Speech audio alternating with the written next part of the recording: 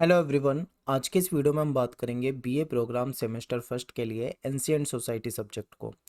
Ancient society subject जो है हमारा प्राचीन समाज, इसकी हम सेकंड यूनिट करने वाले हैं और इस सेकंड यूनिट के जो मोस्ट इंपॉर्टेंट क्वेश्चन बनते हैं आपके एग्जाम के लिए, इसको हम यहाँ पे डिस्कस करेंगे। ठीक है, इसमें आपके 4 से 5 ही इंपॉर्टेंट क्वेश्चन बनते हैं, आप स्क्रीन पे देख सकते हैं। यही क्वेश्चन आपसे पेपर में पूछे जा सकते हैं।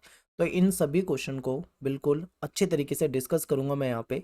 आपको ध्यान से देखना है वीडियो को, 1 बार 2 बार 3 बार अच्छे तरीके से देखो तो आपको ये सारे क्वेश्चन अच्छे से याद हो जाएंगे। और ये जो हमारा लेक्चर है, इसकी आपको पीडीएफ अवेलेबल हो जाएगी हमारे टेलीग्राम ग्रुप में। तो आपको एकलव्य स्नातक 1 ये टेलीग्राम पे जाके सर्च करना है, हमारा ग्रुप मिल जाएगा, आप उसमें जुड़ जाइए, वहां से जाके पीडीएफ को डाउनलोड कर लीजिए। ठीक है, और आप हमारे दूसरे चैनल को भी जरूर सब्सक्राइब करें, फैक्ट्स विद भारत नाम से है। इसमें आपको इंपॉर्टेंट फैक्ट्स की जो वीडियो होती है वो मिल जाया करेगी। तो चलिए वीडियो को स्टार्ट करते हैं और समझते हैं कांस्य युग से क्या अभिप्राय है।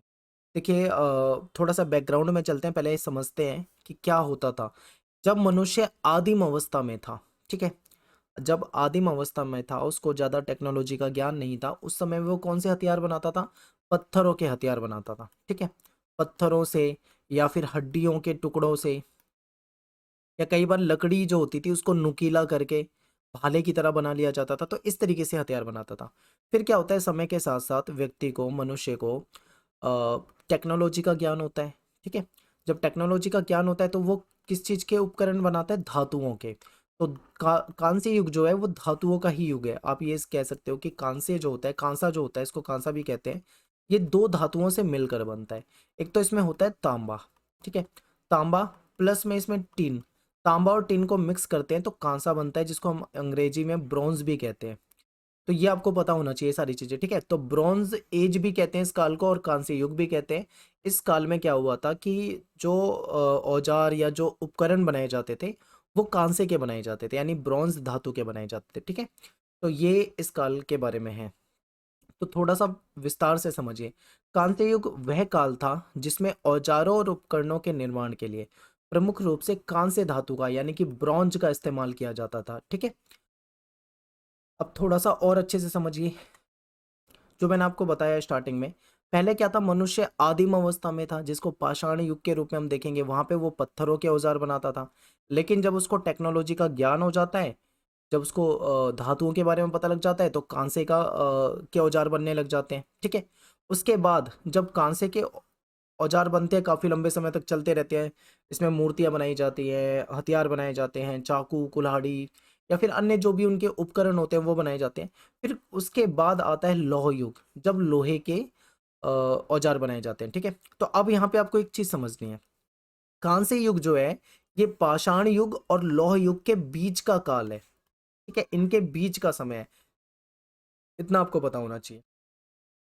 पूर्ववर्ती जो पाषाण युग था, यानी जब पत्थरों के औजार होते थे, तो उसमें एक महत्वपूर्ण सुधार आता है। और सुधार क्या आता है कि अब धातुओं के जो उपकरण होते हैं वो बनाए जाने लगते हैं। धातुओं के जो उपकरण होते हैं वो पत्थर के उपकरणों से ज्यादा अच्छे होते हैं। मानव समाज का जो इतिहास है उसको हम 3 कालों में बांट के देख सकते हैं। ठीक है, उपकरण के जो बनाने का तरीका है, उस तरीके के आधार पे, उपकरण बनाने की जो सामग्री है उसके आधार पे हम मानव के जो इतिहास है उसको 3 हिस्सों में बांट के देखते हैं: पाषाण युग, कांस्य युग और लौह युग। सबसे पहले पाषाण युग था। पाषाण युग में क्या होता है, पत्थर के औजार होते हैं, हड्डियों से बनाए जाने वाले औजार आपको मिलेंगे। ठीक है, बाद में क्या होता है, ब्रॉन्ज आ जाता है, यानी कांसा आ जाता है, तो कांसे से बने हुए। कांसा क्या होता है आपको पता है, तांबा और टिन से मिलके बनता है, ये भी आपको पता होना चाहिए। इसके बाद आता है लौह युग। इसमें क्या होता है, लोहे के इस्तेमाल से औजार बनाए जाने लगते हैं। ठीक है, तो तीनों आपको बेसिक बेसिक पता होना चाहिए। आगे देखते हैं। जैसा कि नाम से स्पष्ट होता है कि पहली अवधि जो थी उसमें पत्थर, हड्डी या फिर हाथी दांत को पीस कर या काट कर चाकू, कुल्हाड़ी ये चीजें बनाई जाती थी, जिसमें पत्थर जो होता था वो मेन सामग्री के रूप में इस्तेमाल होता था। ठीक है, तो हम इसे इस तरीके से कह सकते हैं कि जो पाषाण युग था, इसमें पत्थर, हड्डी, हाथी दांत को पीस कर या काट कर उससे चाकू बना लिया, कुल्हाड़ी बना ली, फिर उसका इस्तेमाल किया जाता था। पत्थर के आप औजार देख सकते हो, आपके सामने कुछ दिए हुए हैं, ये इस तरीके से। ठीक है, आप देखोगे यहाँ पे नुकीले चाहिए तो नुकीला बना रखा है, लंबे औजार चाहिए काटने के लिए तो लंबे बना रखे हैं। तो इस तरीके से होता था, तो इसी को पाषाण युग कहते हैं। और इसके बाद, पाषाण युग के बाद आता है कांस्य युग। कांस्य युग में आपको पता है कि इसमें क्या होता है, मनुष्य को ज्ञान हो जाता है टेक्नोलॉजी का। उनको पता लग जाता है कि परिस्थितियों में कुछ प्रकार के अयस्क यानी कि उनको पता लग जाता है कि कुछ प्रकार के ऐसे अयस्क पदार्थ होते हैं जिसको गर्म करने पर, ठीक है, गर्म करके और उसको ठंडा करके उसको एक आकार दिया जा सकता है, उसको एक शेप दिया जा सकता है, ठीक है। ये जो होता है ये इसे कांसे के रूप में हम जान सकते हैं। और इससे क्या होता है, इसके जो जो भी उपकरण बनते हैं वो ज़्यादा टिकाऊ होते हैं, ज़्यादा बेहतर होते हैं, ठीक है। पत्थर के जो होते थे वो उतने बेहतर नहीं होते थे जितने कांसे के होते थे। तो ये आप देख सकते हो कि कांसे से इतनी अच्छी मूर्तियां भी बनाई जा सकती है, जैसे कि आप यहाँ पे देख रहे हो कि ये कांसे से कुछ मूर्ति को गढ़ रहे हैं, उसका निर्माण कर रहे हैं, ठीक है। तो ये कांस्य युग है। इस काल में तांबा, जो कि औद्योगिक रूप से उपयोग की जाने वाली पहली धातु थी, प्रारंभिक धातु के अधिकांश औजारों में टिन के साथ मिश्रित किया गया था, ठीक है। मेन धातु कौन सी है? तांबा। और तांबे में क्या मिश्रित किया जा रहा है? टिन। और इन दोनों से मिल के क्या बन रहा है? ब्रॉन्ज। तो तांबे और टिन के सम्मिश्रण से बनाए गए उपकरणों को कांस्य उपकरण के रूप में हम जानते हैं। और तीसरा युग था हमारा लौह युग। लौह युग में पता है, आप इसको तीसरा चरण के रूप में देख सकते हो। इसमें कांस्य की जगह लोहे ने ले ली। अब लोहे के जो उपकरण थे, औजार थे, वो ज्यादा बनाए जाने लगे। लोहे से क्या बेनिफिट था? लोहा जो था वो आसानी से उपलब्ध था हर जगह, ठीक है। दूसरी चीज क्या थी? ये ज्यादा मजबूत भी था और ये एक तरह से सस्ता भी पड़ता था। तो आप इस तरीके से देख सकते हो, ठीक है। कांस्य युग एक ऐसा समय भी है जब सभ्यता मेसोपोटामिया, दक्षिण एशिया, मिस्र और मध्य एशिया में एक साथ फली फूली थी, ठीक है। ये एक ऐसा महत्वपूर्ण समय था कांस्य युग। अब बात करेंगे जो कांस्य युग था हमारा, इसमें महत्वपूर्ण स्रोत क्या है, कैसे हमें इनके बारे में जानकारी मिलती है कांस्य युग के बारे में, ठीक है। सोर्सेज, तो ये आपके पेपर में आ सकता है। तो देखिए क्या स्रोत थे। तो कुछ हमें लिखित रिकॉर्ड मिलते हैं, उन समाजों के कुछ भौतिक अवशेष मिलते हैं, जैसे कि जो कांस्य युग के दौरान कुछ लिखित में भी कुछ ग्रंथ वगैरह मिल गए हैं जिससे जानकारी मिल जाती है। उस समाज में जो भौतिक अवशेष हैं, जो खुदाई के दौरान या वैसे मिले हैं, तो उससे कुछ जानकारी मिल जाती है। कुछ चित्र वगैरह मिल जाते हैं, कुछ पुरातात्विक साक्ष्य हो गए, जैसे कि स्मारकीय वास्तुकला या उपकरण। जो है, आपने अभी देखा कि मैंने आपको एक मूर्ति दिखाई थी, वो कांसे की मूर्ति थी, तो उससे भी जानकारी मिल जाती है, वो भी एक सोर्स हो जाएगा, ठीक है। तो स्मारकीय वास्तुकला, उपकरण, हथियार, मिट्टी के बर्तन, आभूषण जो भी मिले हैं साक्ष्य के रूप में, सबूत के रूप में, वो एक सोर्स हो जाता है, ठीक है, इसको इसके बारे में जानने के लिए। मेसोपोटामिया और मिस्र जैसी जो प्राचीन सभ्यता थी, जो पुरानी सभ्यता थी, इनके बारे में भी बहुत सारी जानकारी जो है इस काल के ग्रंथों से ही मिलती है, क्योंकि हड़प्पा सभ्यता के विपरीत विद्वान जो थे उनके लेखन को समझने में सफल रहे हैं। क्योंकि हड़प्पा सभ्यता जो था उसमें भी हमें लिखित में मिला है, लेकिन उसकी जो लिपि है उसको समझ नहीं पाए हैं। लेकिन जो अन्य सभ्यताएं थी उसकी लिपि को समझा जा चुका है, तो वहां से कुछ जानकारी मिल जाती है। फिर दफनाने की जो शैली होती थी, जो दफनाने का तरीका होता था, जो पैटर्न होता था, या फिर लोगों को जो जीवन जीने का तरीका होता था, ठीक है, खासकर जो कुलीन वर्ग था, जो ताकतवर वर्ग था, जो पैसे वाला वर्ग था, उससे भी हमें बहुत सारी जानकारी मिल जाती है। तो ये कुछ महत्वपूर्ण सोर्सेज हो जाएंगे, ठीक है, तो ये आपको याद रखने हैं। कांस्य युग का क्या महत्व है इसको समझते हैं। देखिए क्या था, कांस्य युग की प्रमुख सभ्यताएं जो हैं वो हमको कहाँ मिलती है? नदी घाटियों के समीप मिलती है, ठीक है। आप देखो कि कोई भी सभ्यता होती है ज्यादातर वो नदी घाटियों के आसपास ही मिलते हैं। एग्जाम्पल के लिए आपके सामने दे रखा है, जैसे यूफ्रेट्स हो जाएगा मेसोपोटामिया में, और नील नदी में मिस्र वाली सभ्यता हो जाएगी, सिंधु नदी घाटी में आपको हड़प्पा सभ्यता मिल जाती है, पीली नदी में शांग सभ्यता मिल जाती है। तो आप इससे पता लगा लोगे कि जो कांस्य युग की जो सभ्यताएं होती थी वो ज्यादातर कहाँ मिलती थी? नदी घाटी घाटी जो होती थी उसके आसपास मिलती थी, ठीक है। और आधुनिक जो भौतिक संस्कृति है, इसके जो ज्यादातर महत्वपूर्ण तत्व हैं इनका पता भी हमें कांस्य युग से ही लग पाता है। क्योंकि पहली बार ऐसा हुआ था जब मनुष्य ने किसी पदार्थ को गर्म करके उसके भौतिक गुणों को परिवर्तित करके, ठीक है, उससे कोई नई चीज बनाने का प्रयास किया था। ये पहली बार था, इसलिए ये महत्वपूर्ण हो जाता। ये एक क्रांतिकारी सफलता थी, क्योंकि तांबा जो है आपको पता है, देखो, पत्थर के या हड्डी के औजार तो थे पहले से, लेकिन तांबे को क्या किया जा सकता था? तांबे की जो खास बात ये थी कि उसको गर्म करके उसको गलाया जा सकता था, और गलाने के बाद उसको जैसा चाहे वैसा हम रूप दे सकते थे, शेप दे सकते थे। लेकिन पत्थर को, हड्डी को हम जैसा चाहे वैसा शेप नहीं दे सकते थे। इसलिए तांबा जो है वो पत्थर और हड्डी से ज्यादा लचीला है, गलने के योग्य है, इस कारण वो उनसे बेहतर था, ठीक है। और विभिन्न आकृतियों के रूप में ढाला जा सकता था। तांबे को गलाने के बाद जैसा शेप देना चाहो वैसा बना सकते हो। लेकिन इन सब चीजों से नहीं होता था। इसलिए क्या होता है कि इस समय जो भी कांस्य युग में जो उपकरण बनते थे वो पहले वाले युग से ज़्यादा बेहतर होते थे, फ्लेक्सिबल होते थे, जैसा चाहे वैसा उसको शेप दे सकते थे। सबसे अधिक इस्तेमाल की जाने वाली तकनीक धातु की ढलाई थी, ठीक है? धातु को ढालना अपने अकॉर्डिंग जैसा वो बनाना चाहे। इसमें क्या किया जाता था, जो सामग्री होती थी, जो चीज़ होती थी उसको गर्म करके उसको लिक्विड बनाया जाता था, ठीक है? और इस प्रकार पहले लोहार जो था वो उस समय की खोजों के प्रभावी उपयोग द्वारा एक अत्यधिक जटिल तकनीक को विकसित करने में शामिल था।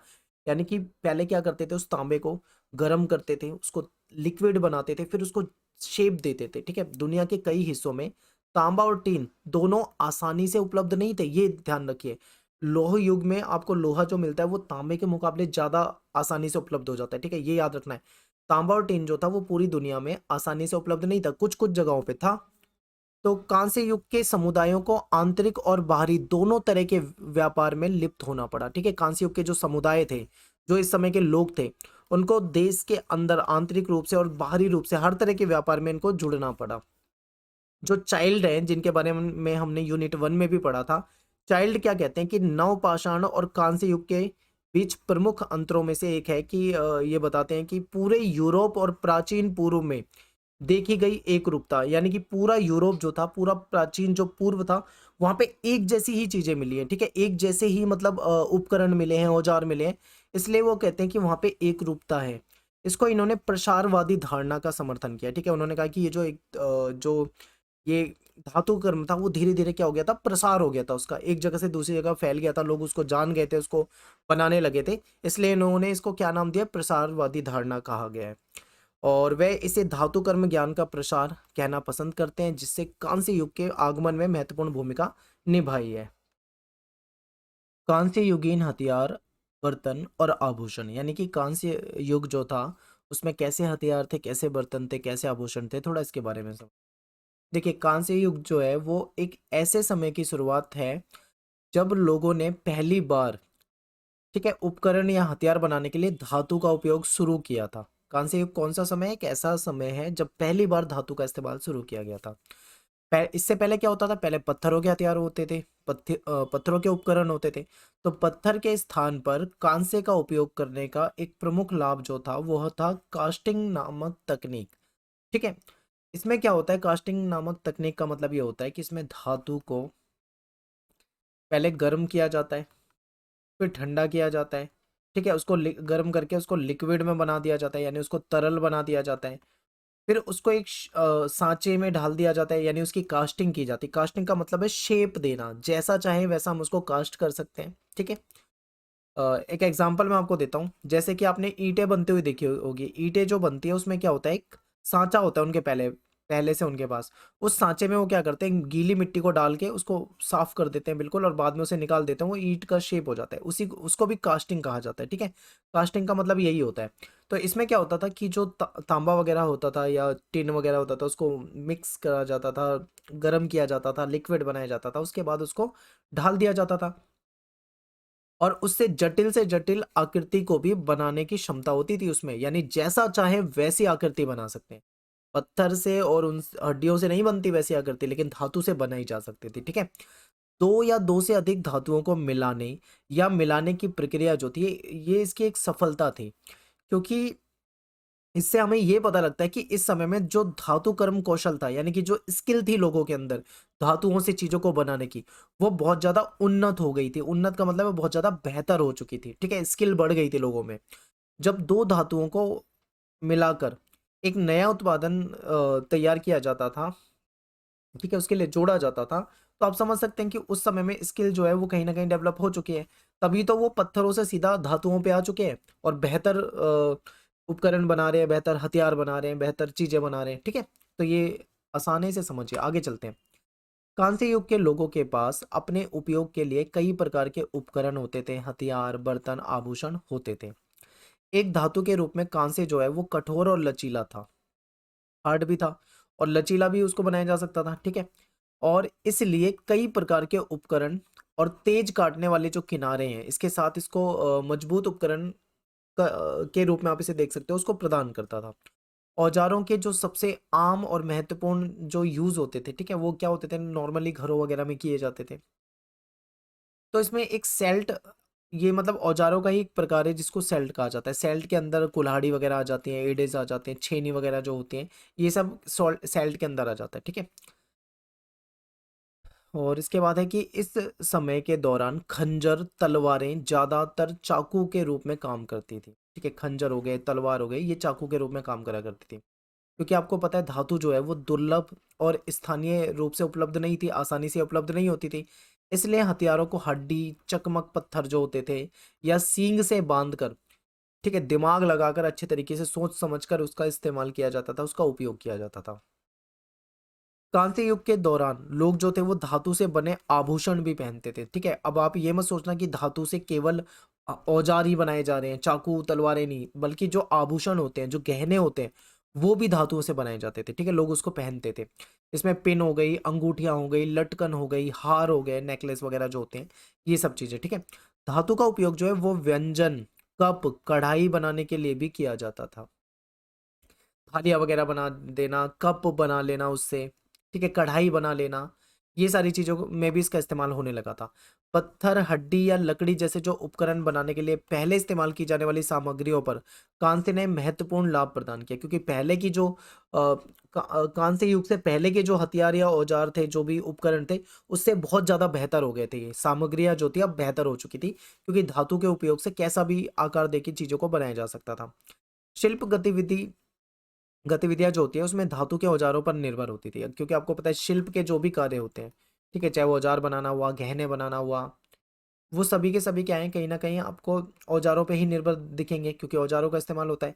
इसलिए जो केंद्रित क्षेत्र है जहाँ पे कांस्य युग की संस्कृतियों का विकास हुआ है, वो आपको अक्सर कहाँ पे देखने को मिलेंगे, जहाँ पे नदी घाटियाँ होती है, ठीक है? क्योंकि नदी घाटियाँ जो होती है वहाँ पे अच्छी मात्रा में कृषि वगैरह भी हो जाती है, तो यहाँ पे ज्यादातर ये आपको देखने को मिलते हैं।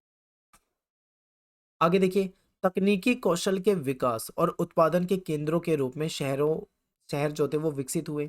राजा के महल और देवताओं के जो मंदिर हैं या फिर शहर के जो सबसे जो विस्तृत वास्तुकला या अनुष्ठान है, ठीक है, इन स्थानों पर भी आपको कहीं ना कहीं ये जो धातु कर्म है, धातु की बनी हुई चीजें वो देखने को मिल जाती थी। राज्य राज्य का मतलब यहाँ पे सरकार से है, ठीक है, सरकार या सत्ता से है। राज्य जो था उसने ये सुनिश्चित किया था कि लंबी दूरी का आदान प्रदान सही तरीके से हो, सुचारू रूप से हो, बिल्कुल बढ़िया। इन सभ्यताओं में मानकीकृत बाट जो होते हैं, बाट जो वजन तोलने के काम आते थे, ठीक है, या जो माप करने के जो तरीके होते थे, ये भी महत्वपूर्ण थे। मेसोपोटामिया की जो सभ्यता है इसमें युद्ध की लूट के भी साक्ष्य मिलते हैं, कि युद्ध जो होता था उसमें लूट लिया जाता था चीजों को, ठीक है? कांसे के औजार और हथियार काफी हद तक आपको देखने को यहाँ पे मिल जाते हैं इन सभ्यताओं में भी। मिट्टी के जो, यहाँ देखिए टाइपिंग का मिस्टेक है, यहाँ पे बर्तन आएगा, मिट्टी के बर्तनों, दफन संस्कारों और अन्य जो चीजें होती थी उसमें काफी अंतर देखने को मिलता है। तो ये कुछ कांस्य युग की कुछ विशेषताएं हैं कि उस समय में क्या चीजें थी, कैसे यूज होता था, क्या औजार होते थे, क्या हथियार होते थे, क्या गहने होते थे, वो सारी चीजें आपको यहाँ पता लग जाएगी। अगला है तकनीकी परिवर्तन, ठीक है?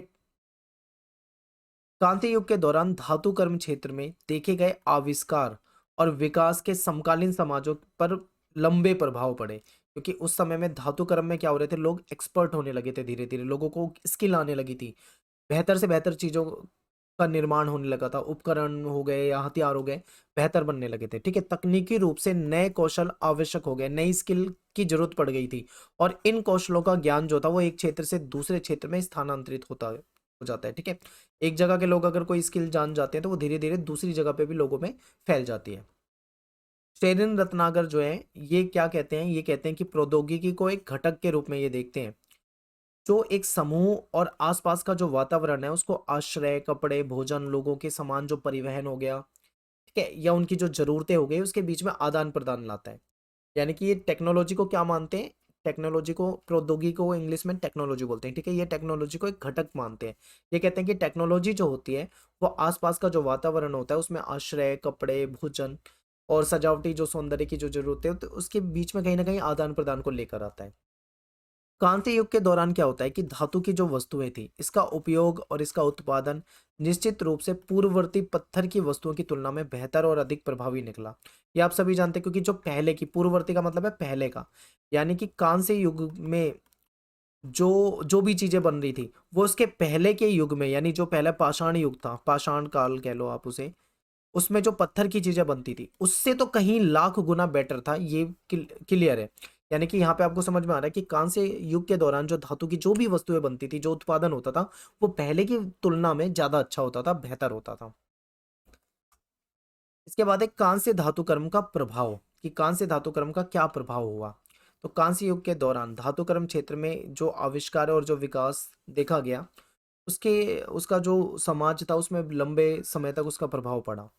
तकनीकी रूप से क्या हुआ, कौशल धीरे धीरे लोगों ने सीखा, और वो जो कौशल था, वो जो स्किल थी, वो धीरे धीरे दूसरे क्षेत्रों में भी पहुंचने लगी थी। ठीक है, कौशलों के लिए लंबे समय तक सीखने की आवश्यकता थी। अगर आप देखो, आप कभी भी अगर स्किल्ड बनना चाहते हो, ठीक है, आप चाहते हो कि आपके अंदर कौशल हो, तो उसके लिए आपको लंबे समय तक सीखना पड़ेगा, प्रैक्टिस करनी पड़ेगी, एक्सपर्ट बनना पड़ेगा, तभी आप कोई स्किल को अच्छे से सीख पाओगे। ठीक है, तो कौशलों के लिए लंबे समय तक सीखने की जरूरत थी। परिणाम स्वरूप क्या होता है, एक नई सामाजिक श्रेणी, एक नया सामाजिक वर्ग बन गया। वो क्या था, वो वर्ग जो था वो विशेषज्ञता रखने वाले लोग इसमें थे। यानी कि मान लो कोई व्यक्ति, जैसे कि एग्जाम्पल देता हूं आपको, मान लो कोई व्यक्ति घर बनाता है, मिस्त्री, पहले वो लेबर होगा कभी ना कभी, फिर धीरे धीरे वो काम करना सीखेगा, वो मिस्त्री बनेगा।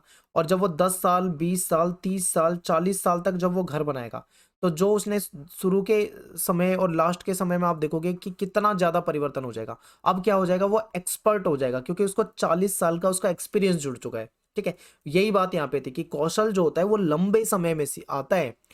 जितने लंबे समय तक आप काम करोगे किसी चीज पे, आप उतने ही ज्यादा एक्सपर्ट हो जाओगे। और जब एक्सपर्ट हो जाते थे तो समाज में एक नई श्रेणी बन गई, एक नया वर्ग बन गया जो कि एक्सपर्ट वाला था, यानी ये जो विशेषज्ञता रखते थे अपने काम में। आर्थिक रूप से कांस्य बनाने के लिए उपयोग किए जाने वाला जो कच्चा माल है, उसमें उत्पादित उपकरण, हथियार जो थे वो अधिक मात्रा में, प्रचुर यानी काफी मात्रा में उपलब्ध हो गए थे। धातु कर्म गतिविधियों के उदय ने व्यापार मार्गों के उदय और विकास को भी जन्म दिया।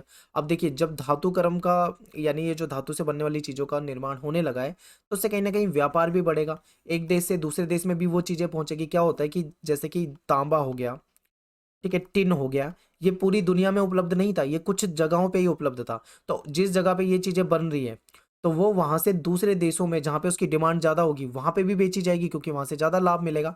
तो इस तरीके से एक जगह पे बनने वाली चीजें दूसरी जगह पे भी फैलने लगी। ठीक है, तो व्यापार के कारण हुआ, व्यापार मार्गों के विकास के कारण ये सारी चीजें हो पाई थी। सामाजिक दृष्टिकोण से विशेषज्ञों का एक वर्ग बनाने के अलावा नई कलाकृतियों ने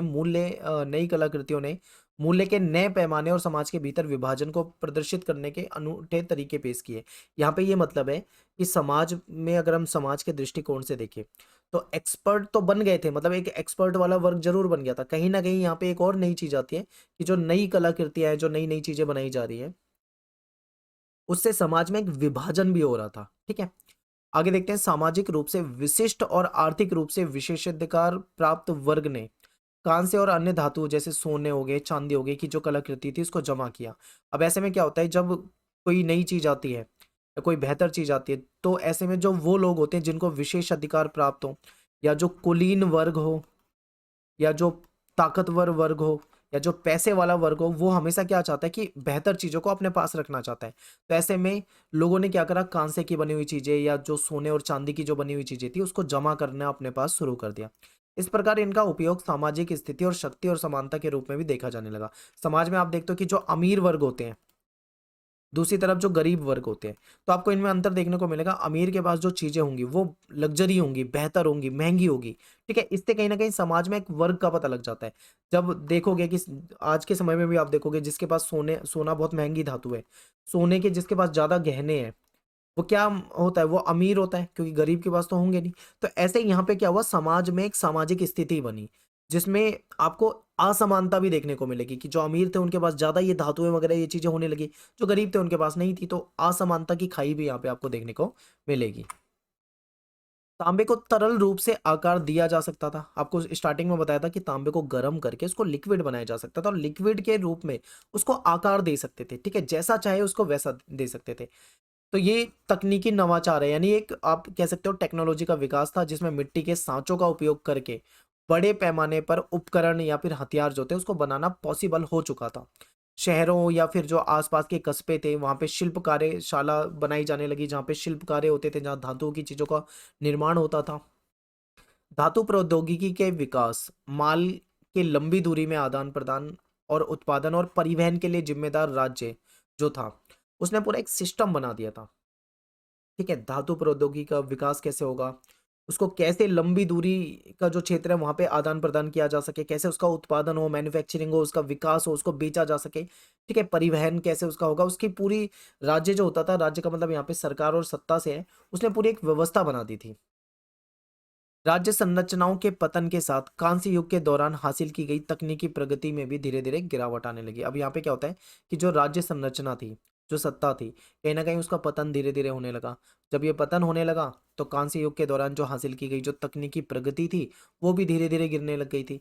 इस प्रकार पत्थर से धातु की वस्तुओं की ओर जो संक्रमण हुआ था, यानी मनुष्य जो पत्थर की चीजों को छोड़कर जो धातुओं की चीजों की तरफ भागा था। ठीक है, तो ये इतिहास में एक महत्वपूर्ण तकनीकी परिवर्तन के रूप में देखा जाता है इसको। ठीक है, तो इसके बाद अब हमने कांस्य युग में पढ़ा था, इसके बाद क्या आता है, लौह युग आता है। इसमें अब कांस्य की चीजों को छोड़कर लोग लोहे से बनी हुई धातुओं की ओर जाते हैं। ठीक है, तो आई होप आपको समझ में आया होगा, आसान है, कोई ज़्यादा मुश्किल नहीं है, एक से दो बार वीडियो को देख लेना, समझ में आ जाएगा। कोई डाउट हो तो आप मुझे मैसेज कर सकते हैं इंस्टाग्राम पे, मेरा नाम सत्येंद्र प्रताप है, और इंस्टाग्राम पे आप मुझे एकलव्य स्टडी पॉइंट नाम से सर्च कर सकते हैं। कुछ डाउट हो तो आप मुझे वहाँ मैसेज कर सकते हैं। ठीक है, तो चलिए मिलते हैं आपसे नेक्स्ट वीडियो में। थैंक्स फॉर वॉचिंग सभी को। जय हिंद, जय भारत।